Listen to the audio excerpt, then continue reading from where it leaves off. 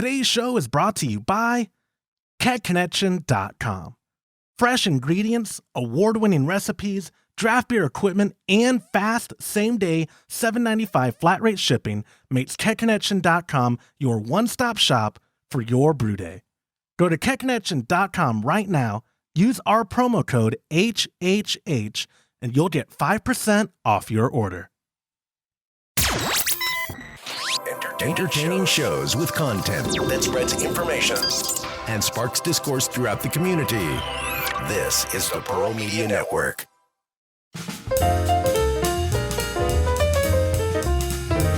Hey, welcome to the Homebrew Happy Hour. This is the show where we supply the answers to your homebrewing questions and discuss all things related to craft beer. If you have a question you'd like us to discuss on a future episode, visit homebrewhappyhour.com and click on the submit a question link at the top of the page, or now you can call or text them in by using 325-305-6107. I am your host, Joshua Stubing, and today we have a special show again. Joining me is our buddy and fellow homebrewer, Kenny Highman, also known as the Brewer of Seville. Kenny runs a homebrewing blog at thebrewerofseville.com, and I'm thankful to have him back on our show. Kenny, how you been, man? Good, how are you? Good. I feel weird. Last time we had you on, we didn't hardly know each other, which is fine. I usually do well in that demographic, people who don't know me. And but I flubbed. Like, I think I was running late. My equipment wasn't working. I flubbed the intro like 2 times, didn't I? I think I had to a handful of times. And yeah, we had some audio issues. We had some issues. We had to stop the recording a couple times during it. I feel like I'm just waiting for my electricity to turn off or something right now. This is going too smooth. Like we hopped on the call for more or less. The equipment has been working fine. You're coming in crystal clear. You can actually hear me. I can hear you. What's going on? This is weird. But well, you also didn't preface our meeting with nothing ever happens bad to me. That's wrong. Good point. That is funny. That is absolutely right. The last one, I was bragging. I'm so pompous. I'm such a jerk. I was like, "Oh, Kenny, don't fret. Don't worry because I'm in control, and when I'm in control, nothing happens wrong." And then, yeah, I think you said I've never had an issue before, and then all of a sudden the wheels fell off right in the beginning. Yeah, we had 30 issues. Yeah, we and by we I mean me. I just like to collectively drag people under the bus with me. That's fine. Yeah, no, I'll ask James. I'm really good at it.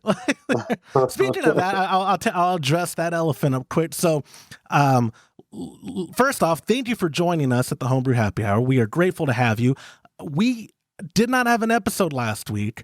I'd love to blame a gazillion things that maybe not be the right thing to blame, but I wouldn't be wrong. We've been swamped with HomebrewCon. Our booth 719, we got it all packed. It's all good to go. Last week, we usually record on Thursdays. Kenny's nice enough to record this on a Wednesday for me so that we can still get this published on time because I'm super busy tomorrow. But we, at headquarters, I went up there last week and just got super sick.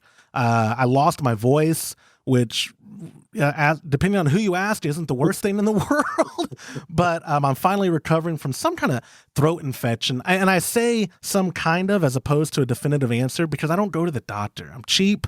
And you can't get diagnosed with something terrible if you don't go in. I've learned. Yeah. So, I go on WebMD, and it's either the realistic scenario for worst case would have been strep throat, but WebMD says it's obviously throat cancer. Same symptoms. But so if I go to a doctor, he might tell me I have throat cancer. If I ignore it, it goes away at some point. So it is finally kind of going away. My mouth isn't hurting, or my throat's not hurting as bad. I can breathe finally. Life is okay.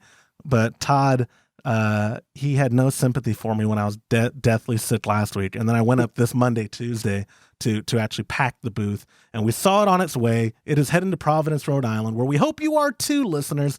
Next week, the show is, what is it officially? It is Thursday the 27th through Saturday the 29th. We're going to be at booth 719. I know Kenny's going to be at the show, and I know you're going to come to our booth at some point. Yep.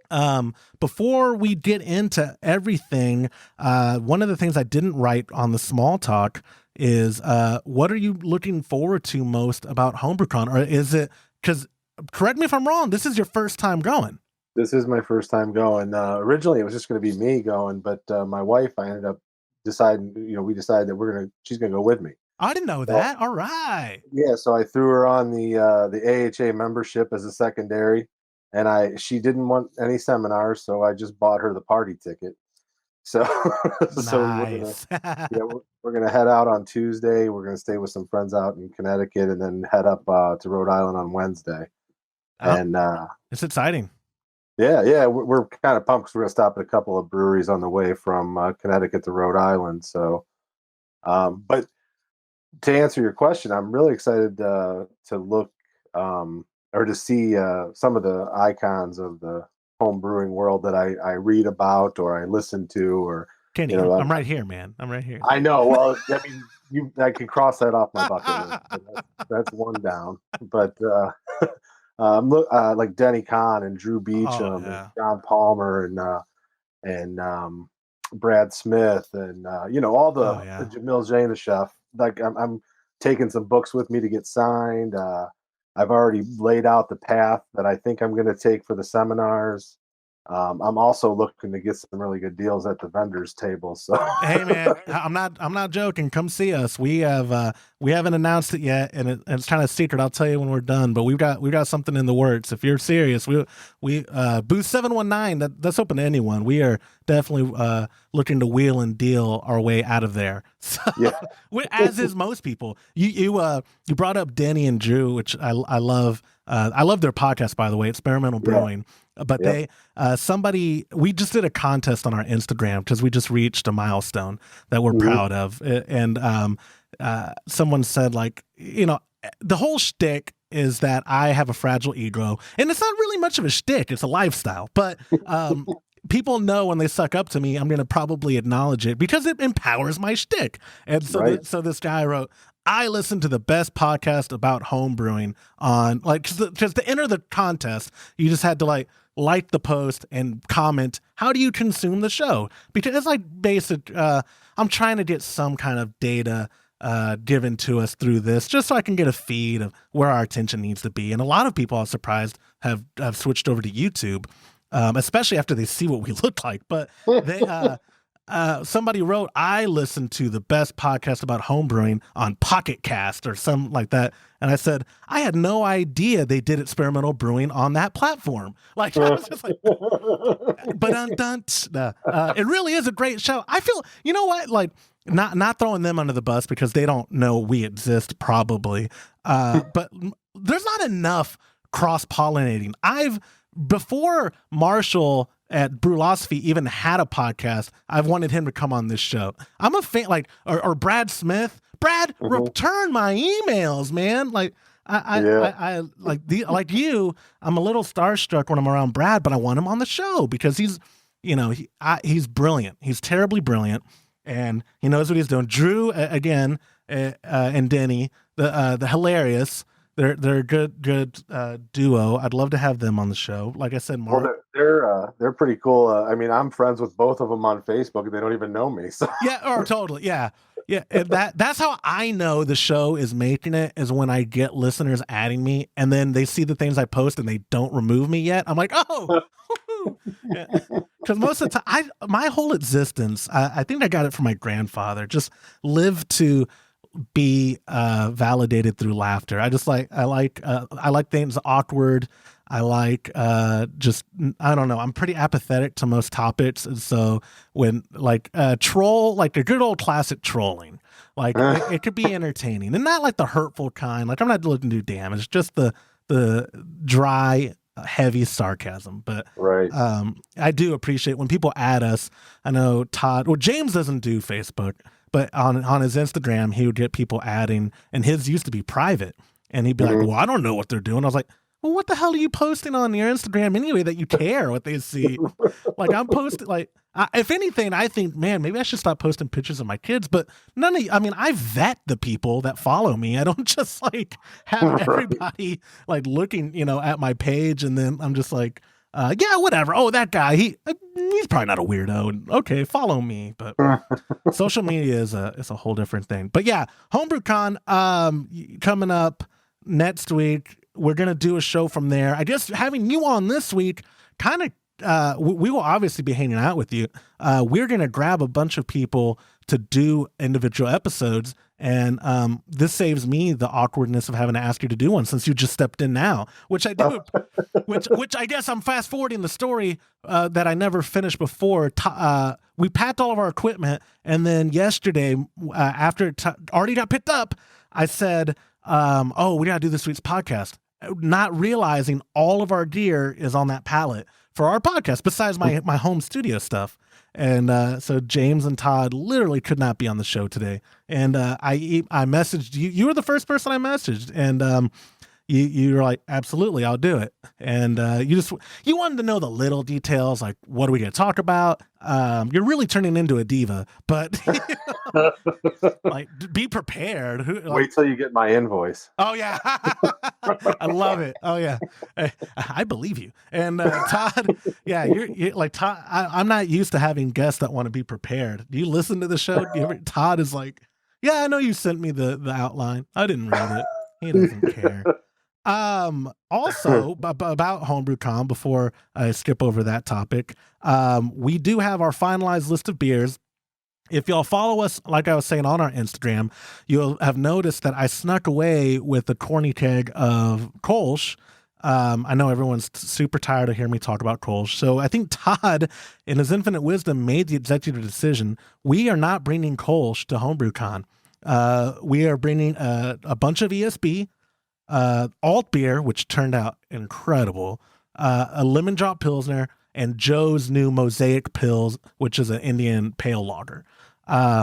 So Todd, I think, didn't want to give me the satisfaction of being able to talk about Kolsch to our listeners that come up to the booth any more than already. I was floored when I saw that you sent me the show notes, and I saw that you weren't bringing a Kolsch. I thought there was a typo for sure. Yeah, you're like, ESB, that's a really weird way to spell Kolsch, idiot. Yeah. I'm like, there's no way this is a complete list. Dude, trust me. Todd, he does things to hurt me. Like, he does, like, I'd wrestle the old man for power if I thought it'd matter. But he just doesn't, he does what he wants. And I think he thinks, actually, it was James' idea, ultimately. I think James cares a little bit more about, like, Todd's been dropping the hints like, man, you guys sure do talk about Kolsch a lot, getting a little old and getting a little tired of that, don't you think? And I'm like, so that just makes me want to go Kolsch. Like, I don't, like, because I genuinely am loving Kolsch lately. Like, I could drink it alone. I know, well, now I'm sounding like an alcoholic. I mean, it could be the only drink I have for the whole night, and I'd be satisfied. If that's all that was offered on tap, I would be satisfied. But there's other styles like that too. But are there other people in the house when you're drinking it? Sometimes. No. Yes, you're not alone. Oh, there you go. Yeah, you're not alone. Thank you. I like the kind of math that we're doing. But I really did want to bring it, the Kolsch, obviously, because I like it. But maybe Todd was worried about me being blitzed at the booth. I don't know. Like, there's also that concern. But the alt beer came out. James, I wish you could be on this week's show so that you could talk about it. He was so self-conscious about the alt. Yeah, I remember that. Dude, he was like, the first batch came out and it was sweet, and it was probably sweeter than the style should have been, but it was delicious. But according to James, he's like, I hate it. And he actually dumped a corny keg of it yesterday. There's 5. Oh, wow. There's 5 at Todd's ranch that Todd's like, oh, can we dump it now? Because Todd's doesn't bottle it in. If he doesn't love it, he's willing to pitch it. I'm cheap. If I don't love it, I'm willing to share it at that point. Yeah. Right. Like, pitching's a very like the beer wasn't bad. Maybe it was like, alt beer is such a not super common beer to the average consumer that I may have rebranded it if I was serving it and called it, because it was kind of a stout, is what James's first batch ended up. But if you told someone that, they would have gone, or maybe a brown ale rather. Hey, yeah, this is a sweet American brown ale. And they would taste it and going, oh, that's good. And that would have gone on. But because James was trying to brew an alt, and it didn't turn out perfect, he and Todd were both like, let's just dump it.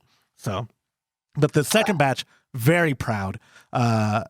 James should be very proud of it. And I know the fact that it made it, that it is on its way to our booth is evidence that he is proud of it. So, because he wouldn't have. That's the only style he really cared about. The other ones too, Todd's ESB, incredible. That lemon drop, they redid the formula to have more lemon drop hops in it. Really punches you in the face. Very refreshing. And that I'm excited to try that one. Yeah, dude. And the Mosaic Pills, we did artwork for it. We have buttons for it. Make sure you come get your button, Kenny. It's a Grateful Dead looking button. Nice. Totally. Yeah.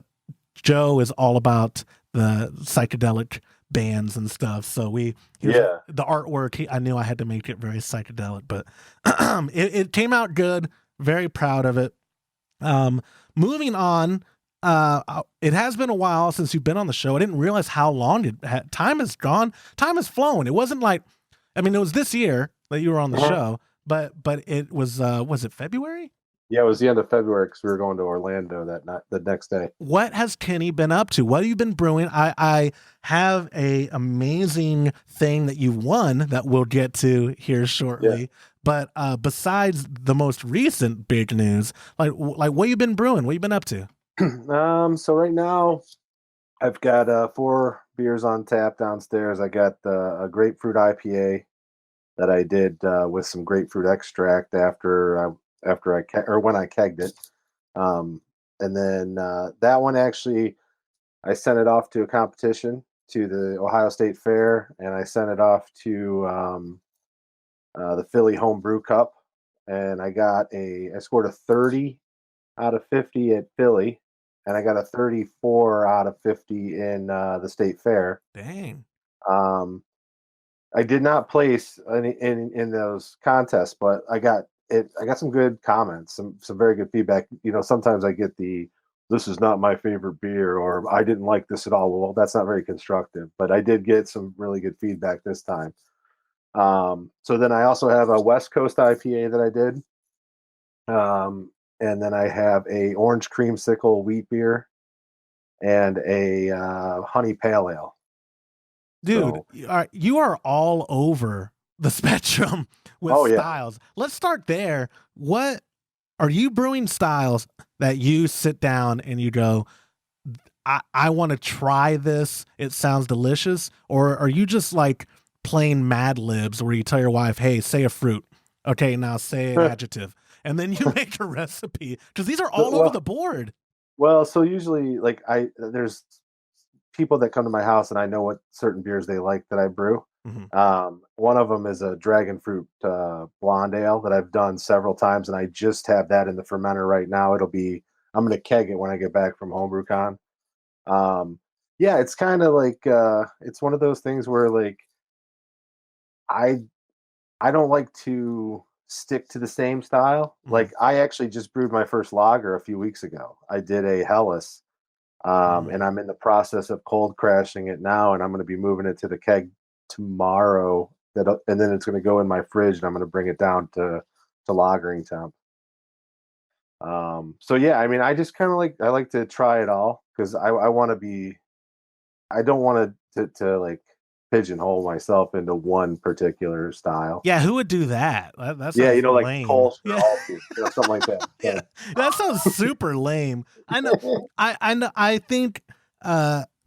I think I shoot myself in the foot when I try to argue that I'm not like lazy with people, because like I don't think.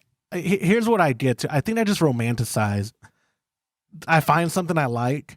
Yeah. And then I just get content and I just romanticize like, well, I'm just a Kolsch guy. But then I'll try, like Todd has a really good pale ale on his draft system, and I'll drink that and then I'll go, that's all I want. You know what I mean? I have a bad habit of, that was so good, that's all I want now. And it almost takes someone forcing me to try something else for that night or in a week or the next brew to then be like, oh, you're right. Oh no, that's what I want now.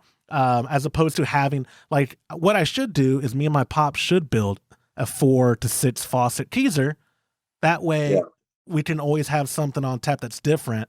And I think that would help me broaden. And I'm saying that also in the same breath as I need to be transparent with the audience and acknowledge that Todd has 6 taps and I still only go to 1. But but yeah, variety is the spice of life, right? Yeah, right. Well, so I'm kind of like, so you have a style that you like. I have when I want to drink beers that's 6% or less because I don't want to sit there and drink one and be like schnockered after. You know what I mean? Like I have two 5.3 percenters on tap. I have two 7 percenters, and then the Helles that I brewed is only like a 4.3. And my dragon fruit blonde is like a 5, is usually around a 5.3. So I want to sit on my back porch. I want to drink 3 of them. You know what I mean? Or 4. I don't want to be wasted on a 15 percenter after. That was that was one of the reasons I think the draw of Kolsch to me is because it is basically a session beer. Sure. I mean, ours finishes at like 4.8, 4.6, 4.8. Yeah, that's perfect. And I can have and I drink in 8-ounce increments. I like my Kolsch glass.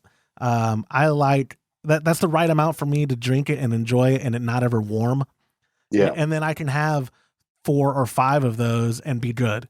Where again, exactly. I always have to emphasize because my mom listens to the show, as do friends of my family and my family. They're 8-ounce glasses. When I post like that, when we're having a drink night and I'm posting picture after picture after picture, and they're like, "Goodness, Josh really turned into a like they're 8-ounce increments." I'm not drinking pints, man. That'd be nuts. Right. That'd be nuts. And there are people who can, and I probably could. I don't want to accept that challenge, but. One thing I did since I last talked to you, I went to a beer festival in Virginia back in May, and this year they give you a 5-ounce pour, and there was I think 34 breweries there, and I hit every one at least once. Yes. So I had, when I calculate, I do Untapped. I have Untapped, and I keep track of my beers on there. And the next day, I went back and checked, and it worked out to 1.75 gallons of beer by the time I was done. So, were you walking? Oh yeah, I was fine actually. I mean, we Ubered there and back, but like, I was fine because it was spread out over like a 5, 6, 7 hour period. Oh, totally. And I ate food, and like we drank water in between. I mean, you just got to know what you're doing. You are totally prepared for HomebrewCon now. Oh yeah, I've been practicing for many years. So I'm because that's what's funny about HomebrewCon is, I'm probably beating a dead horse, but there's tons of brand new listeners. I'm actually surprised by how many people started tuning into the show recently. But HomebrewCon is the only acceptable. I say the only. It is definitely an acceptable place where the show floor opens up at like 11 and people have their glass out ready to go. They're like, well, where I'm from, it's already 2 p.m. Like, but we're on the East Coast. What are you talking about? Where are you from? Yeah, where are you from? Yeah. But whatever, here, enjoy it. I've learned my first HomebrewCon, I did not pace myself. I was like, oh, here we go. By day 3, I'm sitting there and people come by our booth. I'll be like, hey, welcome to cmbecker.com. How can I help you? But, tell me about this. You're also a smaller dude too. So. Yeah. Hey, when you see me, I'm if I was a baby, they'd say I was healthy. Well, I don't even know what they'd call me then, like the giant mother of the baby.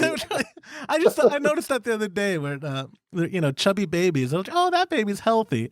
I was like, oh, okay, I'm just healthy. Okay, but yeah, I've learned to pace myself, but still, again, man, I always walk this tightrope of like I don't want to sound like an alcoholic, but I like being transparent.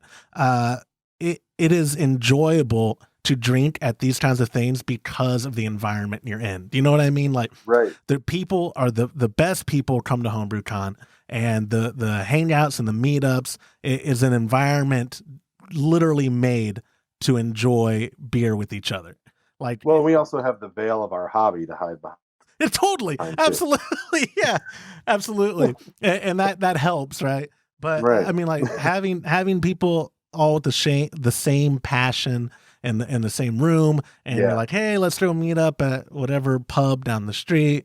And that's why I said I'm excited about the seminars there. I really am to get the knowledge. That's the only thing I regret about showing at HomebrewCon as opposed to just attending is we have to miss out on all of those amazing seminars and talks that they do. We just don't have an option.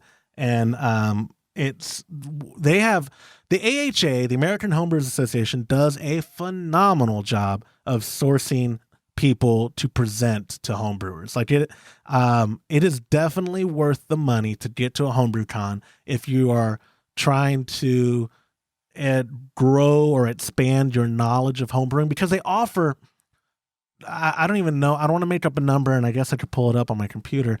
There's a lot of tracks this year that you could follow, and you could be strict to one if you own like one on just fermentation. And there's all these talks every day that follow this fermentation track. I think there's 5 or 6 total. Okay. I was just saying, normally there used to be like 3. And this year I was like, good Lord, there's like 9. But you're right, it's like 6. Yeah. It's impressive though. And again, like you said, the people that they get to come, like you're to people listening to the show, and if you're brand new, which is a lot of people, these names will eventually mean something to you if they don't already. But it's just cool that you can go into this auditorium and there is John Palmer talking about water profiles. And you know, maybe you go to the show and you don't realize who he is, and then you go read his book. And you're like, oh my God, that guy just like that. This is incredible. The information I just got for being at the show. And in regards, or in terms of other shows of other industries, it's very reasonable. It's like $250 for what is it for the 3-day pass? The early ticket is $265, and that goes up till, I don't know, like the end of January or something like that, maybe February, and then it becomes like $295. So it's not, I mean, for that kind of education, that's a pretty darn good price. Right, and that's what $100 a day basically is what it comes to on the high end. And that doesn't even that also includes like the parties in the evening. Yep. They have the breweries pouring on I think it's Thursday night. Correct. Yep. And then they have the club night on Friday night. They have the knockout party on Saturday, and there's other parties throughout. Apparently, I bought tickets to another party on Saturday night, so it's we're gonna need new livers when we get back. Absolutely. That's the other business Todd and I are going to start up, liverconnection.com. Yeah, at least it'll rejuvenate, hopefully. The flight home is going to be painful, but I have a good job. I drink a bunch of water throughout the day, enjoy my little 2-ounce pours, more water, and then at night, and then wake up, water. Well, you're lucky you're flying. I'm driving home Sunday. And that's a 10-hour drive from Rhode Island to Ohio. No. Well, ours is like it would have been like a 28-hour drive, so I could not do that. Yeah. Yeah, no, forget that. And the Uber was going to be really expensive, so Todd was just flying us. So. Todd should wrote your check. Right. But all right, let's see. What else do I have? Oh, well, I do, because I've been small talking your ear off. One of the reasons I thought of you first, I'm sitting at my desk, and this was before I even packed up all our booth and sent all of our podcast equipment off to Rhode Island. I was reading my monthly copy of Brew Your Own Magazine. Shout out to Keeve. We love you guys over there. Brew Your Own. Really good guys. Really good publication, by the way. Probably, I don't know if it's the most read by homebrewers, but I know that it is definitely my favorite content, right? Like they pack, like Zimmergy is wonderful too. They do good content, but Brew Your Own, it feels more raw. I don't know if that makes sense. I don't know. I can tell you that I've been subscribed to Brew Your Own since I started brewing in 2017, and the only other magazine I subscribe to is Craft Beer and Brewing. Yeah, is what it's called. But yeah, Brew Your Own has got so many good articles in it. They do, and they listen to their audience well. They engage too. It's not they're not common, right? Like they're not, they're real good guys. But anyway, so I'm reading through, and really what I do is I look at, I'm a visual kind of guy, and because I'm in marketing, I always look at the advertisements and I judge everyone. I'm like, oh gosh, look what Adventures in Homebrewing's doing. I should call up John, or oh, look at what Blickman's doing. Oh, Anvil. Oh, I could have done that. And yeah, also another point of this podcast is so y'all all know I'm a terrible person. But I get to page 38 in the Brew Your Own episode, and lo and behold, what do I see? They announced their label contest winners. So a month ago or 2 months ago, they announced a label contest for listeners to submit them for. You didn't have to submit the beer, just the label, right? Mm-hmm. Right. And I'm going to let you tell the whole story after I show the grand prize winner. Look at that. I'll see if that. Yeah, that's on the camera right there. The resurrection of Stay Puft, Ghostbusters reference, if y'all don't know. Yep. Beautiful artwork from your friend Jamie Rockwell. Yes, he's an awesome artist. And I was like, oh my God, look at I was already privy because I follow you on Instagram at the Brewer of Seville. But yes. But seeing it in print really punched me in the face with like, this is incredible. Kenny, I got to get him on the show. We got to talk about this. And then whenever I shipped all our stuff off, I was like, now's the time we're going to talk about this. So tell the story. First off, did you read it because they publish bi-monthly. And well, so here's what happened with it. I was going through some stuff with my parents, and they had passed away, and I was dealing with some things, and I got an email from one of the general emails they sent out. They said, we're running out of time for the label contest. And I'm like, oh, well, I got this label that Jamie did for me. So the story behind the beer, I originally did a beer called Death to Stay Puft. It was a barrel-aged s'mores imperial stout. Or not a barrel-aged, it was just an imperial s'mores stout. Okay. About 9.5% or whatever it was. And then a year later, I said, I'm going to do a imperial s'mores milk stout, but I'm going to barrel age it on whiskey chips. So, I don't have a barrel, so I threw the beer in a bucket on the oak chips for a couple of months. Those oak chips had soaked in whiskey for 7 months or 10 months or something like that. Nice. So I did this imperial s'mores milk stout, and I said, this is going to be the resurrection of Stay Puft. So I sat down with Jamie and I told him, I said, hey man, can you do a label for this? Because I was actually brewing the beer, I was going to bottle it, and I was taking it to our company conference in January, and I wanted to share it with all the people coming in from all over the country.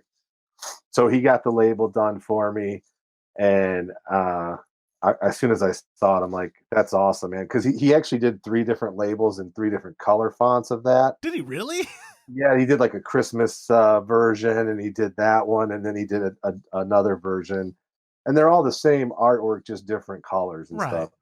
And I was like, this is pretty awesome. And he had it's got my logo kind of like transparent in the background. Yep. And the label says, and I'm paraphrasing, I think it says brewed by the Brewer of Seville, obviously, or whatever. Because I love it. It does. It says brewed in Seville, Ohio, as you may have guessed. yeah, right. That's what it was. Right underneath your logo that says Brewer of Seville. Yeah. Right. So I was like, this is a really good. I was pretty impressed with it, so I decided to send it in. I submitted it with 2 days left in the contest. And I got an email back, and they're like, dude, I don't know if you're going to win, but your artwork is kick-ass. And I'm like, so I had to provide the story of who the artist was, that I didn't rip it off, or that I had somebody actually draw it. And he's like, wow, he's really good, And, and then I got an email probably a couple of weeks ago, maybe middle of May. And they said, congratulations, you won the grand prize. And I was like, oh, sweet. Oh, they told you in the middle of May. Oh, okay. I didn't know that. They told me, whenever, I think it was sometime in the middle of May or near the end of May. Right. But did they just tell you hey, be mum about it for a little bit till we publish, or? Yeah, it said, basically they said you're going to get a bunch of prizes in the mail, and they'll be shipped out here over the next couple of weeks. And then it'll print in June. So, have you gotten the prizes yet? I did. I've actually gotten all my prizes. Hey. So I got, there was a kettle, there was a Pico Brew keg, like a 2-gallon, 1.75 gallon Pico Brew keg. I got a swag bag. I got a gift card to Grog Tag and a gift card to another homebrew company out in Washington. Bader, right? Yes, Bader. We met him last year at HomebrewCon. Real nice guy. Yeah, I already spent that gift card, so it burned a hole. Yeah, I did. I spent half the grog tag one, so I still have like $75 worth. Did you use the grog tag one to make the label a reality, or what did you get from Well, grog tag? so I'd already had the label that I put on the bottles. I actually got one of their tin signs of my logo because I'm very narcissistic. So you're in good company. And I also ordered coasters with my logo on it. That's my favorite thing to do. If you haven't seen the episode where I made stickers for like me and my dad. He doesn't care about branding or anything, and it means nothing except for my ego. And so I'm like, Dad, Right. Here's what we're calling our operation. I've made a logo. He's like, okay, that's fine. I'm like, no, I think I've seen. Yeah, it's not just fine, Dad. Listen to me. We have shirts being made. I'm gonna make a big lighted sign.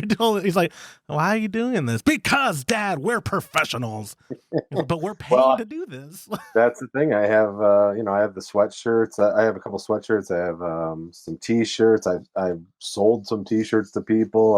I got stickers. I got coasters. I got now this sign. So are you bringing any of that to HomebrewCon? Are you gonna? I'm gonna bring my stickers and my cards. So perfect. Yeah. I'll trade you some stickers. We'll do a sticker swap. I say by trade, anyone can come to our booth and get them. And those things are expensive, man. I got some die cut stickers that were only like 2 or 3 inches, 2x3s or whatever, and they were like, crazy price. Yeah, merchandise like that is not cheap, but it looks so cool. Like this, right. My problem is I even did and audio listeners again. I'm so sorry whenever I do visual stuff because I'm so spoiled by the fact that we do video. In jiu-jitsu. No reason. I'm very lazy on the mats. Go figure. And so I've always been like, oh, I do like sloth jitsu, and so I made them a logo and made stickers for them. It wasn't cheap. I'm just an idiot, and I'm like, how cool would that be to make a logo for it? Oh, you know what? That would look cool as a die cut sticker. Okay. Oh, it's just a credit card number. Enter it in. They send it out. They're just sitting on my desk. There's only so many things I can stick before I realize, like, I'm an idiot. Why'd I do that? No one else wants these. Like, the part of business is to make money, and I'm just a bad businessman. Yeah, I'm just prepping I'm trying to get everything done now, and then get the name out there so that when I do someday, if I'm able to open a brewery, I've already laid the groundwork with the people. See, and that is the segue I want to use to wrap up the show. Because I know we've talked about the last time you were on, we've talked about your brew setup, the equipment you use and all that. We talked about your future pro brewing, even though it's been 4 or 5+ months since we last talked. That's still a good chunk of time. You've won awards. You've been brewing a ton. Are you even that much more confirmed in your desire to pursue this professionally in the future? Well, now that I graduated college finally a few weeks ago back congrats. in May. I didn't know that. Hey, yeah, I got my master's degree and now I don't have to do schoolwork at night anymore. So I bought How to Open what's the book called? Opening or Starting a Brewery by Dick Cantwell. I bought that, and I'm starting some planning. I'm in the early planning process. It's going to be, in my mind, I'm looking at 2 to 3 years still. Right. That's a great timeline though, because you'll, as a father, time flies. 3 years is nothing, is what I'm getting to. Like 3 years. 3 years. My daughter will be 18. She'll be graduating from high school. We'll have certain, financial aspects better in shape. And I already have people that want to be, partners or investors. So I do have some. I've got the groundwork laid. It's just a matter of finding the right place and deciding what size brew house you want to do, and then just planning all that stuff. Oh man, I'm excited for you. That's very exciting, Kenny. Again, I can't thank you enough for taking the short notice and doing the show. And we will hang out at HomebrewCon. And I say I'm not going to bug you about doing another episode. We will probably have some catch-all episode that if you're around, we'll definitely have to include you on. And sure. If you can make the time for us. Oh, absolutely. Well, I appreciate it, Kenny, and we'll see you in Rhode Island. All right, buddy. See you there. All righty. And guys, that will do it for this episode of the Homebrew Happy Hour. A big thank you to Kenny Highman again for coming on the show. You can follow what he does on his Instagram at the Brewer of Seville. It's all one word, the Brewer of Seville. If you have a question you'd like us to discuss on a future episode, you can go to homebrewhappyhour.com. Click on the submit a question link at the top of the page, or now you can call or text them in by using 325-305-6107. I promise it's working, and I promise we'll get a question in the future episode, because I've been saying call them in, and then I never draw from that pool. I will be a lot, so call them in.